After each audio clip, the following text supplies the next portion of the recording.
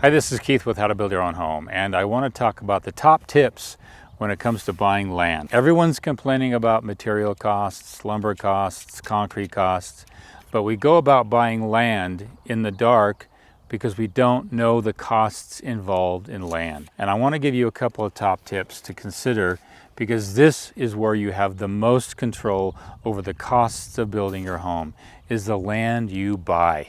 We're standing here on a lot that's kind of getting prepared to be built on, and it was lifted up, it looks like about 3 feet off of the ground, its main level, to lift the home. That's a cost involved. If you look at the lot over there, it's got a lot of scrub oak on it, actually a lot of weeds and bush and tumbleweed and whatnot. But if you can notice it, that lot, it's about 2 feet below the center line of the street, which means the entire house has to be brought up.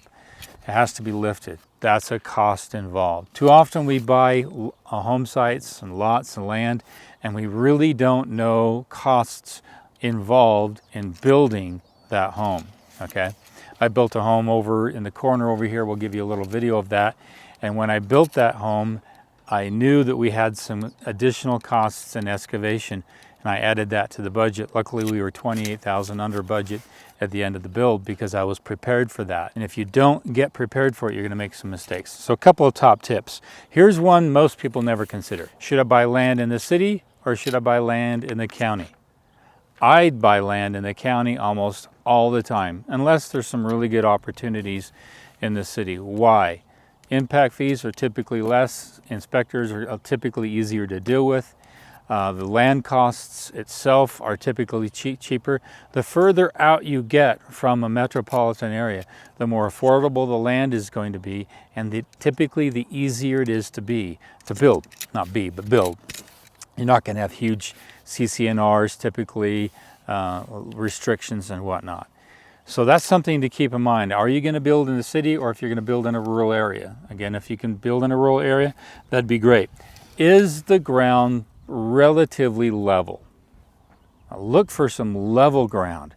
That's going to cut down on your excavation costs. If you can have a home site that's basically pad ready, you are going to save yourself an enormous amount of money. Right here on this pad, this here is about 18,000, between 14,000 and 18,000 just to get this whole pad ready, compacted and ready for home. Now, if you have a lot or home site that's ready to go, you can save yourself quite a bit of money.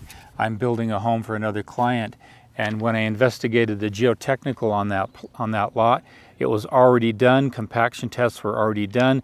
We don't have any over excavation. We literally go up there, dig a trench, pour a footings, we're ready to go. So the cost on excavation was only $2,000. All right, I've built homes with excavation north of $65,000, and I've seen homes built with an excavation cost well north of $100,000 to $300,000. It could be rock, it could be hard pan, volcanic rock. You never know. Don't buy in the dark. You've heard me say this many, many times. Get a geotechnical report and save yourself the blindness that you may have with regard to buying some land. What I have here is I have something free to offer everyone, all my listeners. If you just go to howtobuldyourownhome.com, I have a 25 list checklist. The most important questions to ask yourself when buying a home site. Go to howtobuldyourownhome.com, scroll down near the bottom of the main page, and then just enter your email and your name, and you can get this for free. It's incredibly valuable to have this when buying some land. Everything from looking at, are there electrical overhead power? Are you near a swampland? All kinds of questions. Is it in a flood zone? And a link to take you to the FEMA site to see if you are near or by a flood zone. Stuff like that.